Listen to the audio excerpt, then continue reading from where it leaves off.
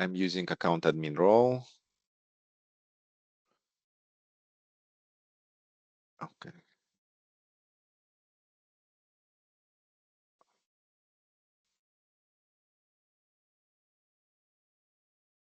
It requires us to create external volume using this guide.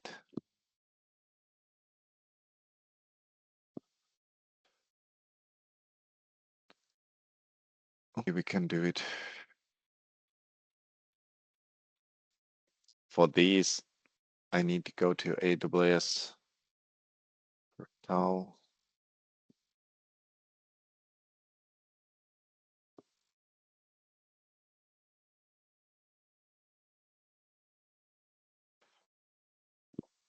For this, you might need to use your portal.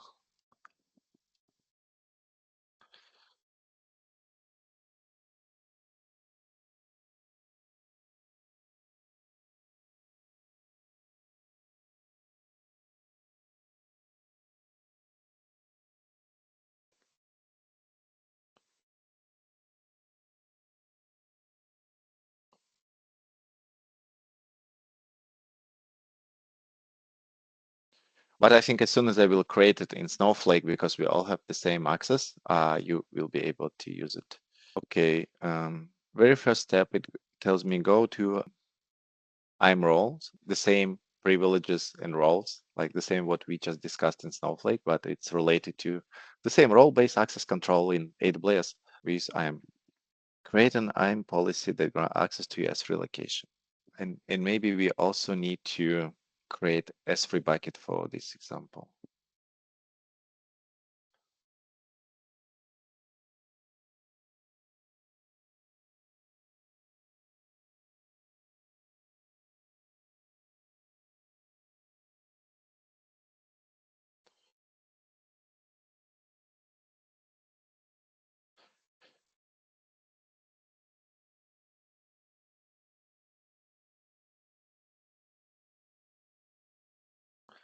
I have this bucket. Now we can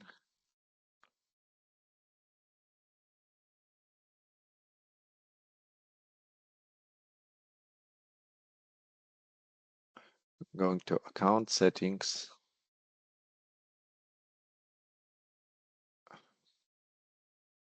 Here, endpoints. Now we need to find this endpoint and make sure it is active for our region. In my Snowflake region is US West, US West, Oregon, US West 2, US East. Where is US West? Yeah, it is active, so it's good. Now we're going to policy. What I'm doing here in AWS manually in UI, it's also from data engineering perspective, better to do with Terraform or like AWS CDK. It's the idea of infrastructure as a code. The same with permafrost, Terraform for Snowflake. It's infrastructure as a code. It's another keyword for data engineering. Go to policy.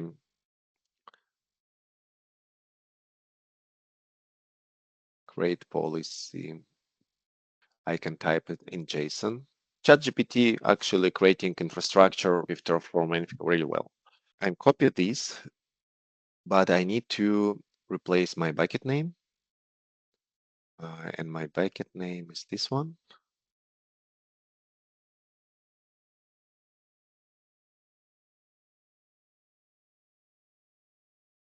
And we can see this policy allow put objects in S3, delete objects from S3 from my bucket, and also it's allow list bucket content. That's very simple.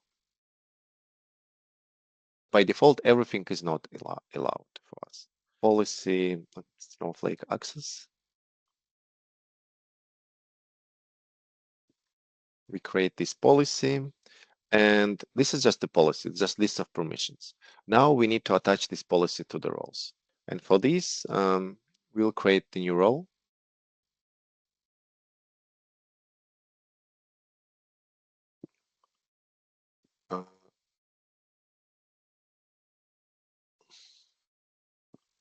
It tells choose the external ID.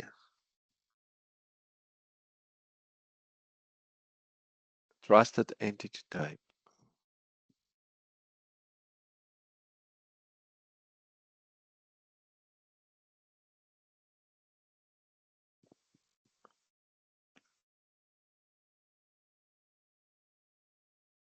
AWS account.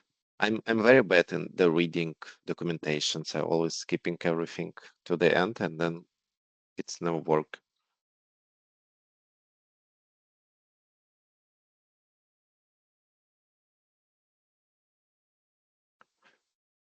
It require external ID.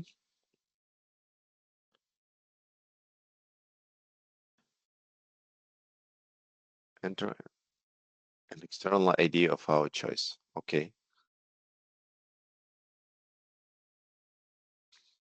The goal of exercise to build the connection between Snowflake that creates in some different AWS account managed by Snowflake and my own account where I want to use as a Iceberg lakehouse. If I scroll down, it's actually had the pictures what to do. Okay, select next. And now we can attach the policy to the role. In the same way works everything in AWS. You want to build something in AWS, first you need to create the role and policy. Of course, you can use the role with admin access, but it's not good practice. Okay, we attach it.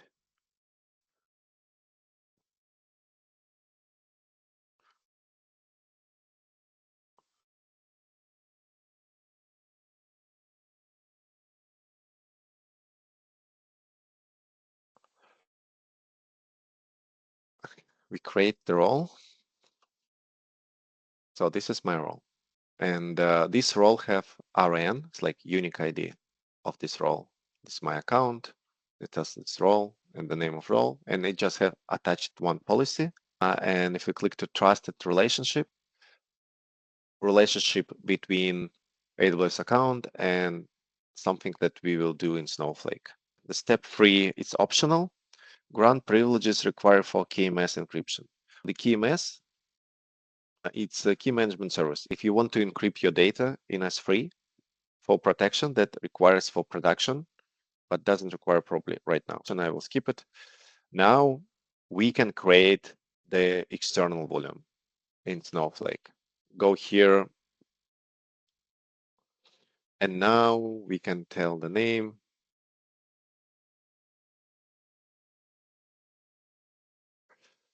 Stage provider, my bucket. Okay.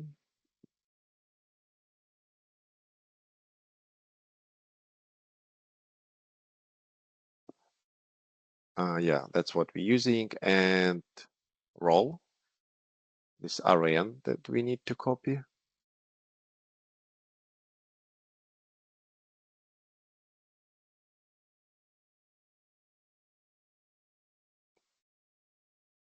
That's the role.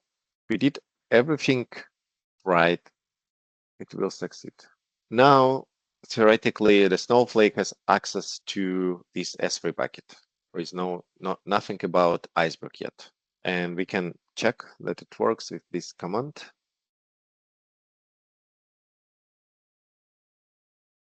It tells me location, tells it I can write at it. It's active. Okay. It means it's external volume. It means that Snowflake now able to read from this external volume. We can create any kind of external tables, even if we just have CSV files or JSON files. Step 6, grant IAM user permission to access bucket objects. Log into AWS console, go to the role, go to the trust relationship, modify the policy document with the des external volume output values from your record. So it tells me edit trust policy. I don't know what exactly I need to do here. Oh, maybe it just tell us if I using this, maybe I don't need it anymore because we use the same ID, so they should match. And we can validate with this command.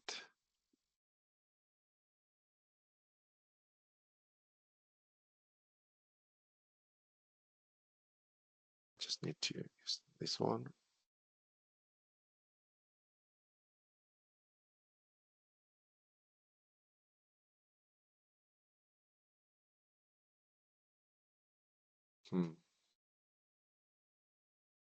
Tells me no, it's not working.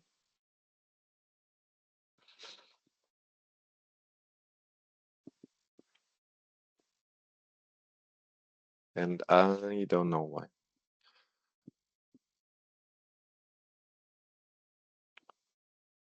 We have the role, we have ID.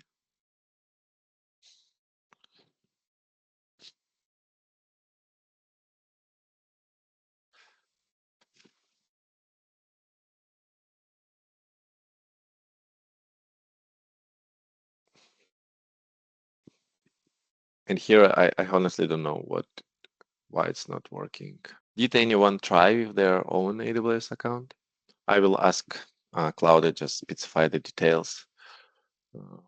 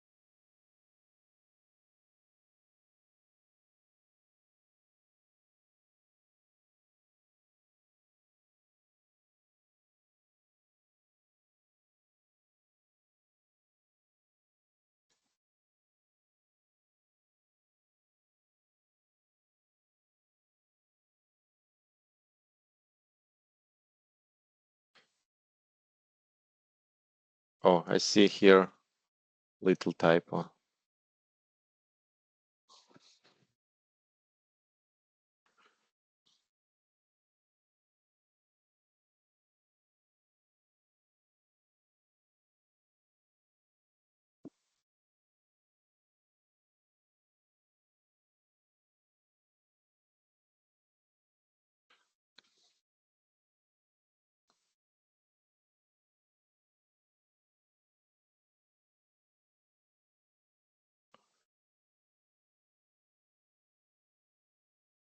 Oh, and here space too.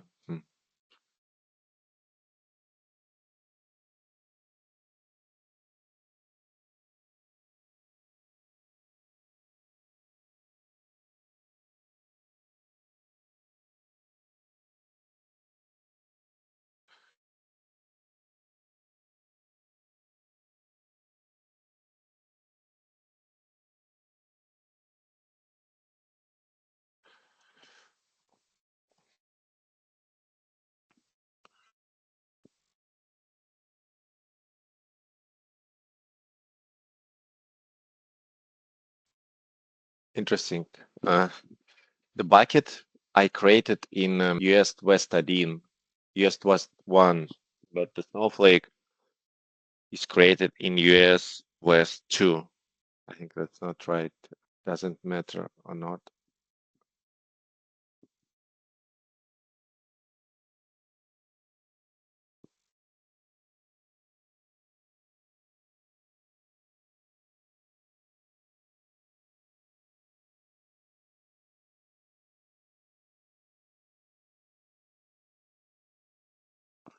And my Snowflake account is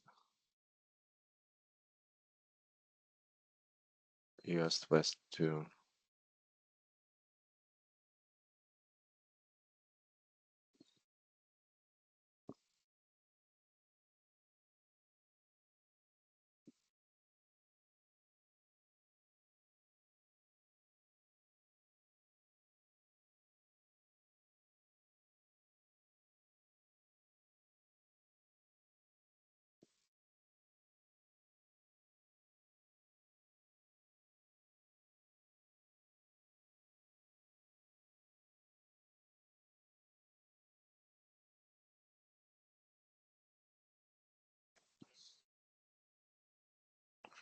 Maybe I should create the bucket in different.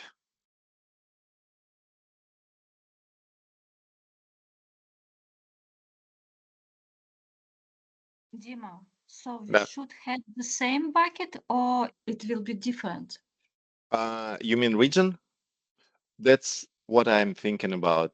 I think we should have the same.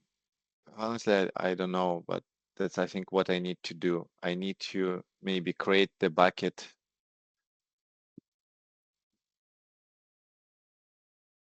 Maybe try to create bucket here.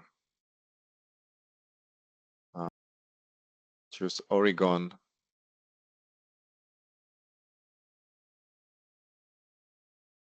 Maybe if I will delete this bucket.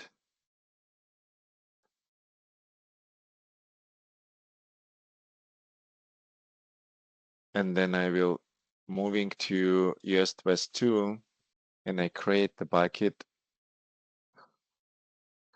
now with US West 2, Oregon.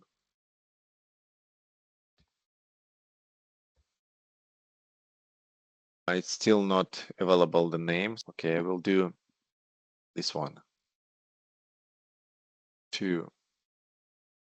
Now I need to go here, update it.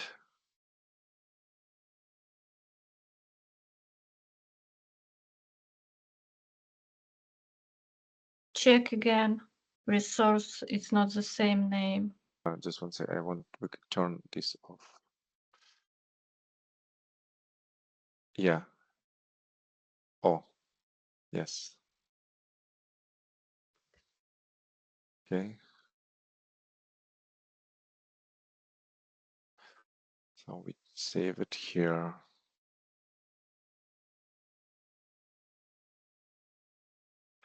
Trust relationship.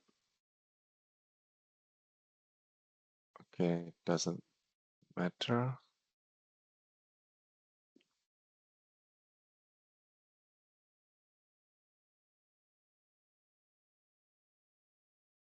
It tells me it should be AWS account.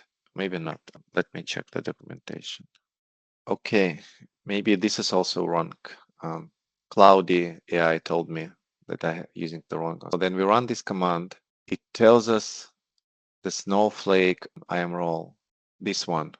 This is Snowflake role RN. And maybe here we need to, instead of my own account, I need to specify the Snowflake one.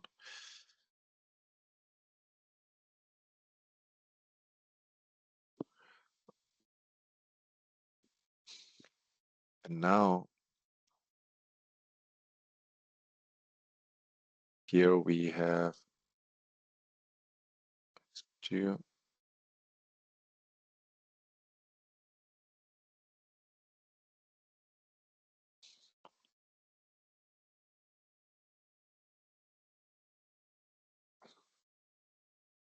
Still not working.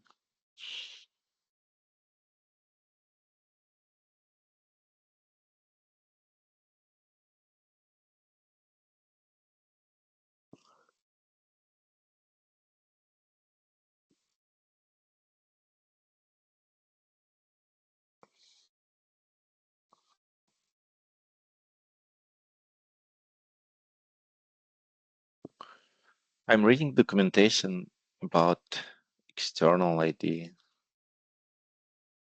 The config maybe can spot something.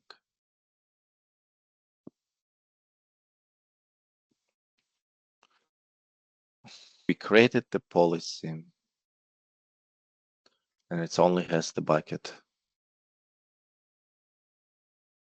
We created the IAM role.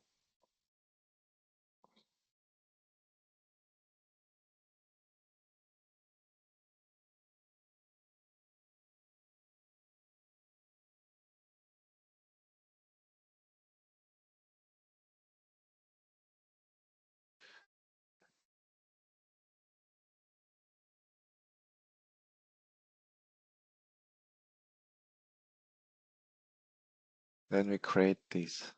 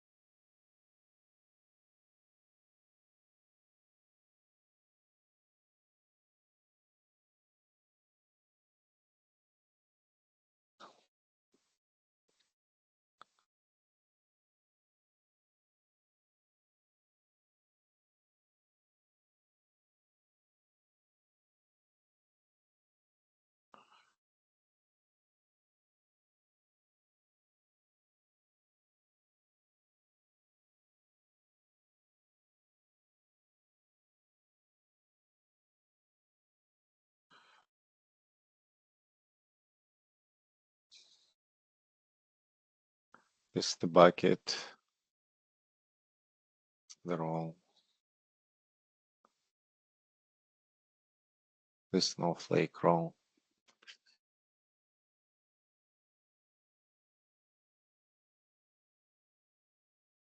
My bucket isn't best to. It would be nice if someone else would have the AWS account to do the same. Then it would solve.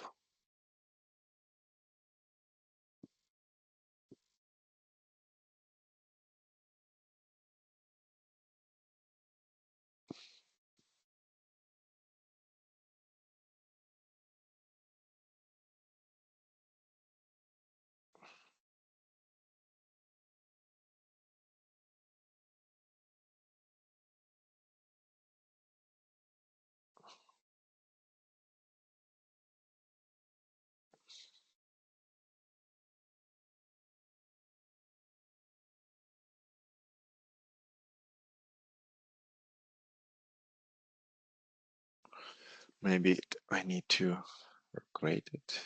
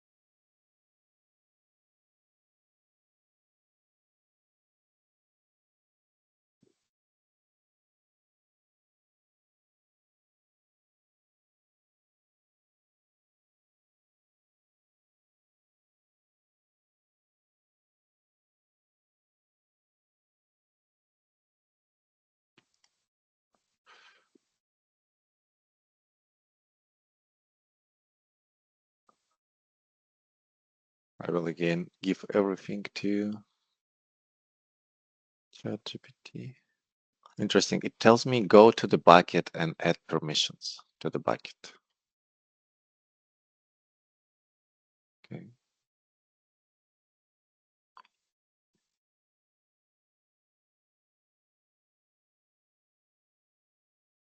Okay. Then it tells me check this.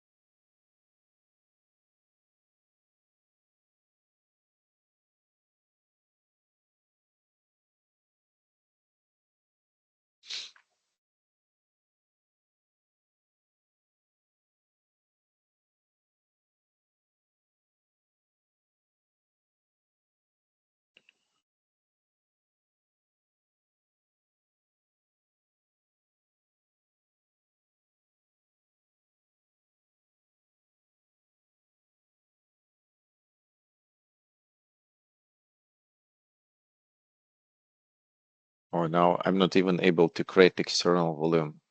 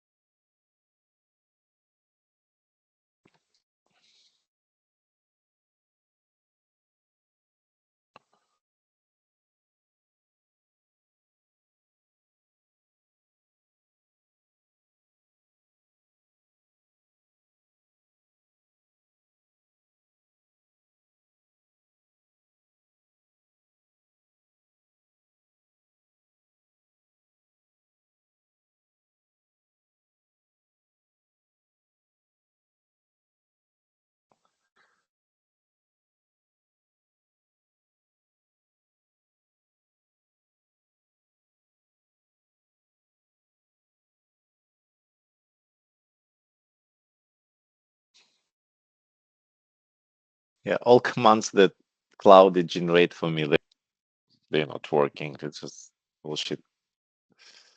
Oh, I don't know what to do about this. It's not working. Where it's missing, I can just check what other steps was in tutorial.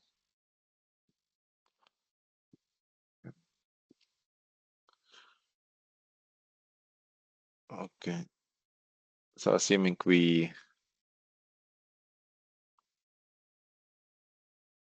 in case of success, then we can grant access to role Iceberg Lab to be able to read from it. And then we're gonna create the Iceberg table. We'll use external volume for data storage in S3 in the bucket that we created. And we're gonna use catalog Snowflake. We're gonna load some data from Snowflake sharing sample into this table. But this will reading from Snowflake data format and inserting into Iceberg format into the Iceberg location. This is how it would look like. This is exactly what we covered. You have data files in folder data, and you would have manifest files. And every time we will do some change with the data, it will happen with us. Then we can explore query and time travel. We can insert more records. We can do some select statements and the governance additional, right? The data is living outside of Snowflake. It tells us that like how we can control the access to this data. And the Snowflake will give us some features, role level security, who can access and what. This is just example how they create the roles and test it that you can control on role level based access. What we have here, testing governance feature, column level security. You can, this is another like Snowflake feature, right? You can hide. This is basically the masking feature. So it's a very nice feature. I think that often you can get the question to you about masking. Here you actually can do the masking, the Snowflake masking, but in with our Iceberg example. But the idea that this is how the masking works. You have the masking policy, and it means if your role, right, if your role that you're using, right, the query not match the given role, for the value you get this. This is how the masking works. Really nice example. We can monitor governance, who can access the data, who do what. Iceberg, the snowpark. Then you can also use the snowpark. So the snowpark, it's idea of using the Python and data frames. Basically, you can do the same. You can, it's not common. It's usually for data science or data analysis. So if you like use Python, pandas, and so on, then you can go here and query everything. You probably can even use your Python scripts to query API and push the data into Snowflake. Can do many things. Just import the snowpark, right? You read the table in the Spark. It's basically a response to Databricks and Spark. Now you can enable, for example, from Databricks, you can convert everything to Spark SQL. In Snowflake, from SQL, you can convert everything to data frames. So they match each other. You read the table, create the data frame, and then you can do your PySpark commands. You can even train the PySpark here. So that's good. Sharing Iceberg table, so you can leverage the sharing feature of Snowflake. By the way, I think for masking, it may be not working on the free account. Create secure view, so the sharing is also nice use case for Snowflake. And then you can use the Apache Spark to query Snowflake catalog, right? And basically query Iceberg. Then you have your Iceberg Lakehouse. You couldn't just query S3 path, like with traditional data lake and parquet. You need to connect to catalog because, as you know, the catalog has the reference to the all kind of metadata files to read the Iceberg data. And DuckDB, for example, right? You can here use the DuckDB or PyError, what we last Friday talked, right? You can use all the same instead of Apache Spark to read the Iceberg Club. Here they have the notebook. And here in our local environment, we can do OS environment, passing, we'll give in system, this, how they call environment variables. And then we can run the Spark. I go to change location, just 1 second. That's example of how we can use the Spark to query our catalog. Here we create the Spark session. We passing different configs and passing our Snowflake credentials. The general idea to let Spark connect our Snowflake catalog. And then we can start. As soon as we connect the catalog, we can work with all tables in Spark. Okay. Next. And then clean up. In this tutorial, we covered that in Snowflake, you can create a catalog, Iceberg catalog. You can basically start using the Snowflake to write and read data in Iceberg format in external volume. In our case, was S3. The key thing for this particular tutorial that you using Snowflake catalog. This give us some limitations to you still like depend on Snowflake. I was curious about another use case if it exists. For example, here we use the Spark to connect the Snowflake catalog. Can we use the Snowflake to connect external catalog? Maybe they're managed by Spark or by Trino or by something else. There is another tutorial that I don't want to do right now. Just look into this. And what we have here, it's Apache Iceberg and using the Glue. In Glue, we have catalog. To show it, if I go to Glue, and Glue, it's not only manage Spark, but it's more. You have data catalog, and here you can create the databases, the tables. It's a Glue catalog. It's the same. It's keep the metadata. It's based on the Hive, I think, but just improved overall. And that's why here we have like lots of different benefits. And if I go to Athena,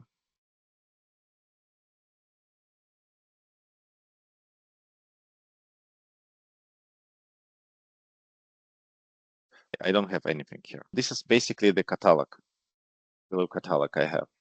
And then it means AWS manage my catalog. Could be Iceberg, could be Hive, doesn't matter. Can do all the same, but here. Let me go to here. Where was? Forgot where it was. I was here. In this example, they want to, okay, you still have the manage S3 volume that you connect as external volume, and you have the catalog that living in AWS Glue. You have catalog integration step. Yeah, I think in our previous example, we work in the use case that we create the catalog inside Snowflake and manage by Snowflake. But now this example will opposite. It will integrate with external catalog managed by Glue. We can just go for tutorial. And here they tell, okay, you're going to use CloudFormation. The CloudFormation, the same infrastructure as a code. And this is the stack.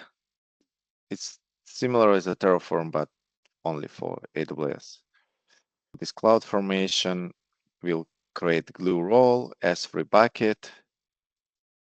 And I can go to here. It's downloading the Glue stack. If I go to a cloud formation here, can create stack, choose existing template, upload the file that we just downloading.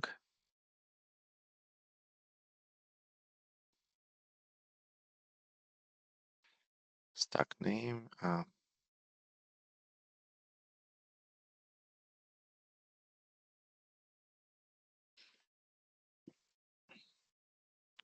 choose the role. Interesting. I don't have the role.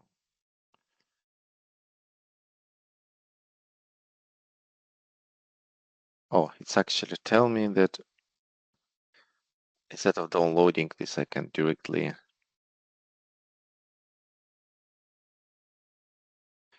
using the path.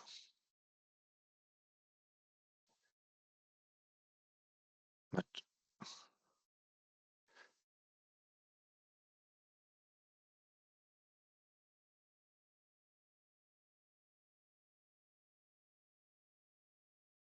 we don't use any role.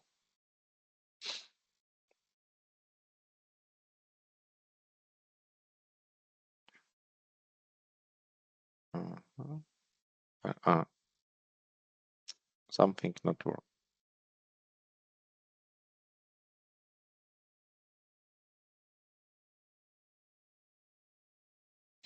But even with the error, we submitted. Now it will using the YAML to create resources. Assuming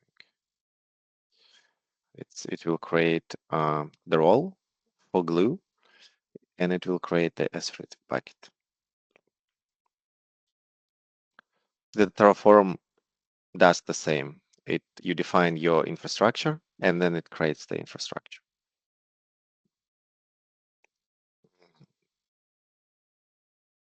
After this, our stack will create it. We go and create new database in Glue catalog. The catalog, just to remind, it's just the thing that keeps the metadata. The physical data sits in S3 storage. We can wait while it's creating, and I will mute myself. They all have permissions: S3 full access, Glue console full access, and Glue service role. It should be enough to do everything we need. If I go to Glue and tables, databases, add database, Iceberg.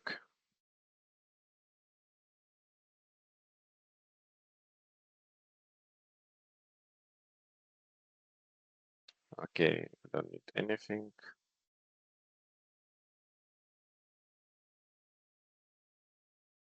Okay, and then we're gonna create tables. Okay.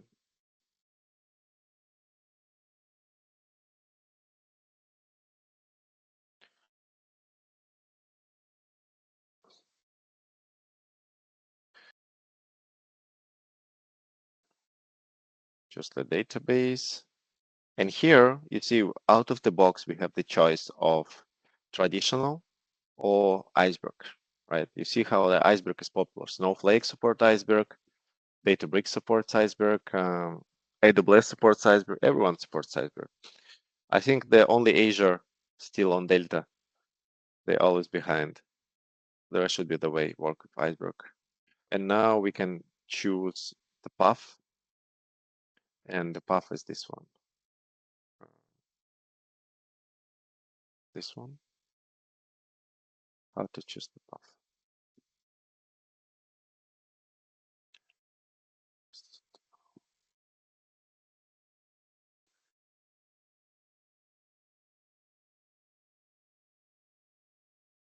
Oh, it tells me copy this location.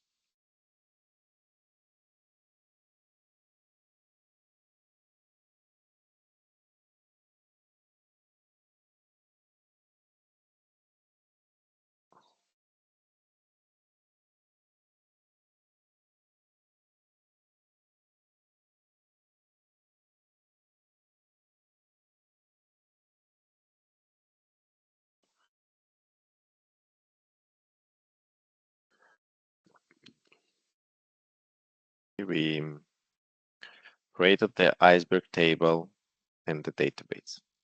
And we're using the Glue catalog.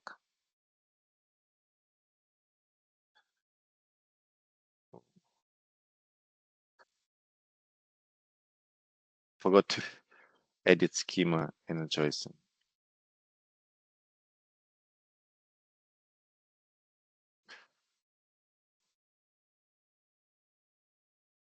I will copy it.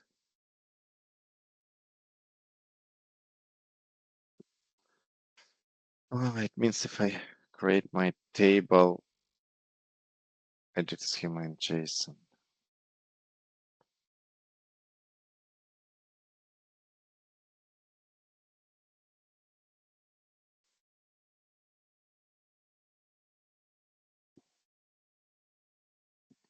It's my JSON. I go to here. Let's predefine the DDL for my table. Now we have the traditional table. There is also bonus tab, data quality.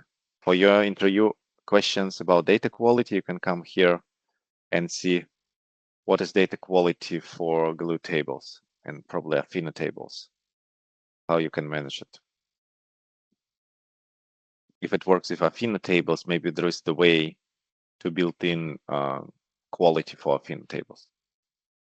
We did this.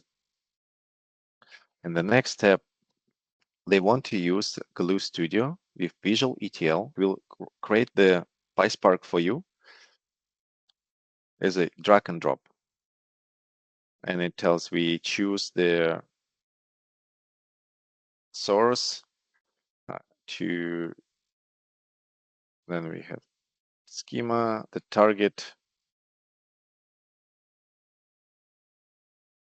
Target will be Apache Iceberg.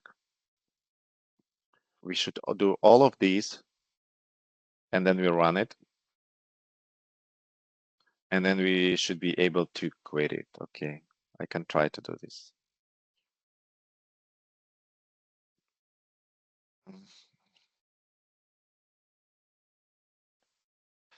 Glue Visual ETL. I don't like use Visual ETL because it uses dynamic data frames. They different from traditional PySpark. There's the source. For the source, we're gonna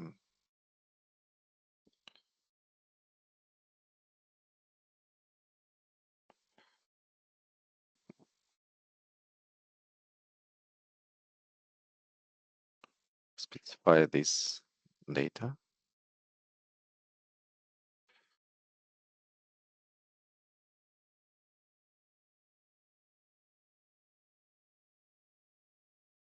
I can try info schema. Now says parquet. Now the schema. We will add element, change the schema. Because we already infer the schema, so it needs everything to know. And then we get the target as free. And we're gonna choose our path.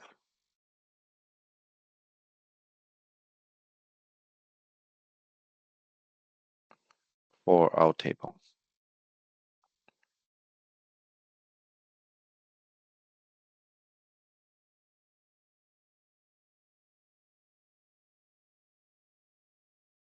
Do not create.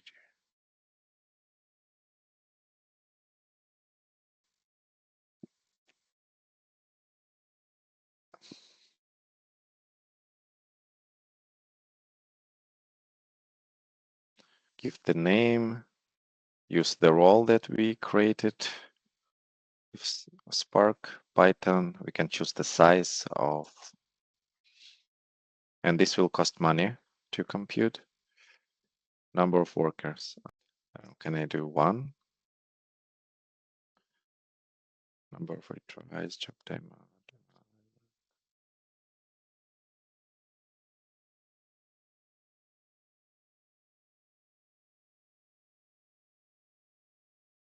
Oh, do I need here specify that it is? Yeah, I need to specify that it's Apache Iceberg. And then the Iceberg database, and then the table name. As soon as we switch from just S3 data lake approach to lakehouse, we not operate anymore on S3 locations. We operate on these metadata endpoints that we store in catalog, the reference to the table name. And the table name is quotes.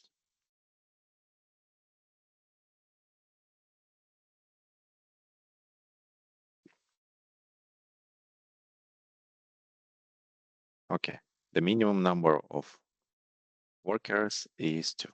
Okay.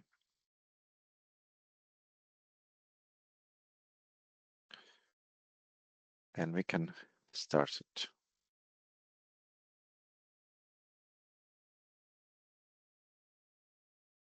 It's running. And here we can even see what our code looks like. We can copy this code, for example, into our notebook. We have notebook here in Glue. We're using Glue context. There is Spark context, is traditional PySpark for the like work for Apache Spark, but there is the Glue context. And then we start the job, we create both Spark context and Glue context. And we starting using Glue context. Instead of traditional data frame, we create dynamic frame. So you see it's slightly different syntaxes.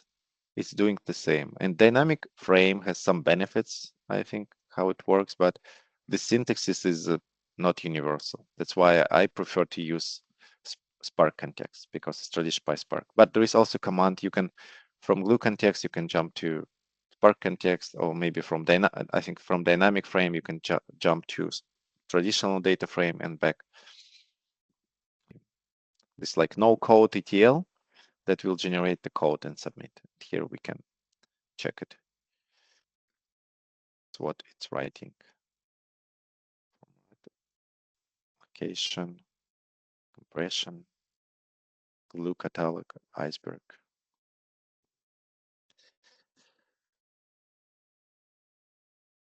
Still running. It failed. Okay. We can see, maybe I missed something. Why it's failing?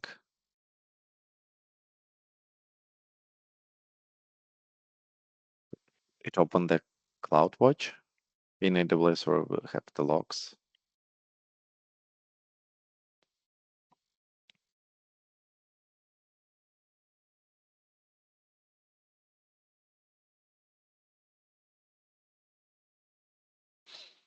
I'm not clear why it's failing.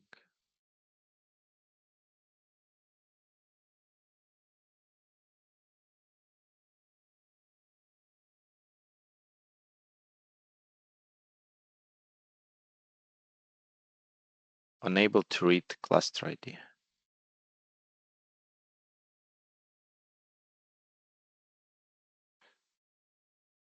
I have no idea why it's failed. Maybe again, I just skip a bunch of steps in here.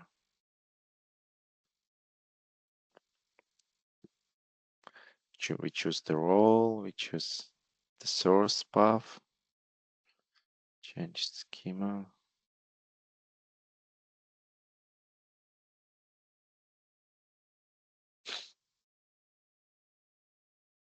Then we edit the target,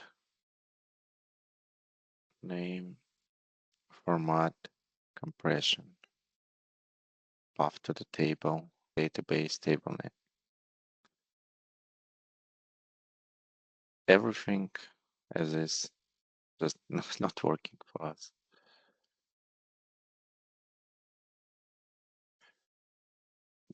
If I would like to troubleshoot this thing, I can take this code and going to a normal notebook and just starting executing one line at a time to see where it failing. This is my path. The only difference I notice is snappy. We also can try to see, do we actually see anything here?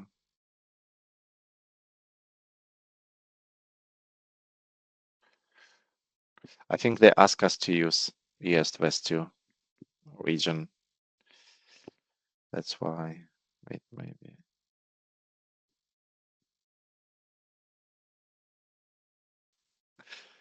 I don't want to redo this, but I think the idea that it's all created. If it's success, then we would need to configure your Snowflake account. There's SQL, workflow SQL.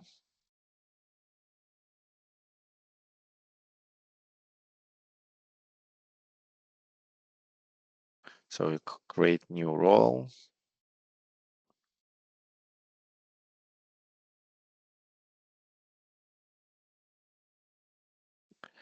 And then we'll create again external volume. But now we already has the manage Iceberg location, right? This is path to the catalog, and it's managed by AWS Glue. So the difference is in the past the Snowflake managed this location. Now it's managed by Glue. It's external catalog. Or this could be managed by anything else. Doesn't matter. But the key difference is external catalog, and the role it has access to control it. That's and then again we do this trust relationship.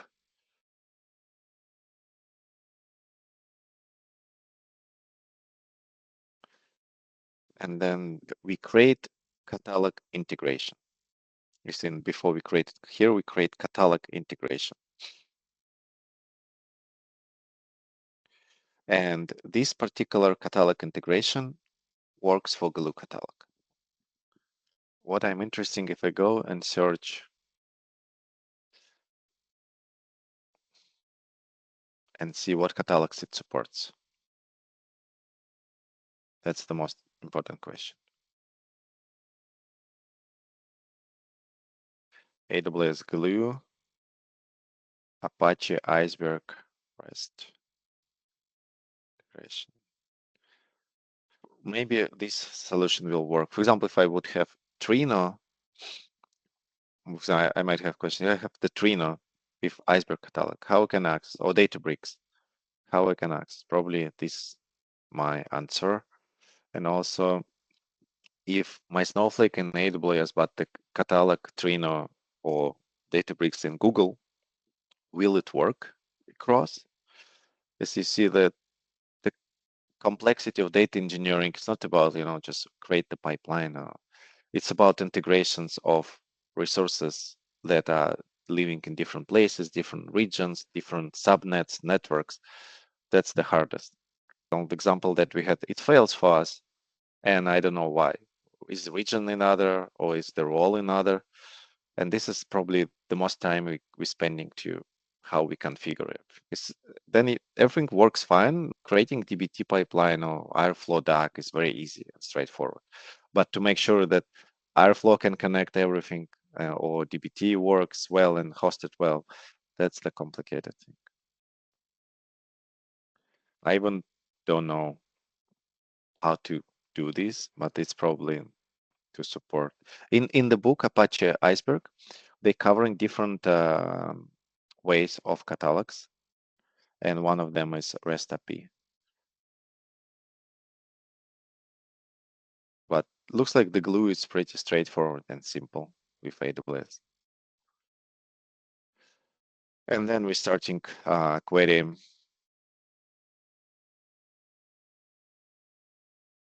We have the Iceberg table that calls quotes, but if you want to query the same table in Snowflake, we actually need to create a representation of this table. We couldn't just directly query this table. It's not that nice. And then, yeah, as soon as we can create representations, we don't need to define the schema or anything. We just need to create this kind of like bridge. And then we can start querying this. This was example of external integration. There is also one more tutorial exists, Apache Iceberg table. We can check what So they create warehouse, they create external volume. Oh, it's exactly the same what we had. Nothing new. Then they create the table, load data, it's Iceberg, query the data, clean up. Yeah, I think it's a summary of our very long session. First, we cover what is Iceberg format. The second, we understand that catalog is the key thing to integrate a query or see what data you have. And then we cover it, I think it was here on the very first step, right? We looked to, we create catalog inside Snowflake and starting from scratch, Iceberg Lakehouse. And then we also use the available catalog and work with available catalog out from the Snowflake, the two solutions. And then there are different ways of integrations. I think that's it for me. Do you have any questions? I answer my questions. My key question was, what's the difference between okay, Snowflake and Iceberg and how we can integrate? And I see there are two ways, open catalog or external catalog, but external catalog is extremely limited and not very convenient even in Glue. And also we even look how to create Iceberg tables in AWS using Glue. Okay, thank you.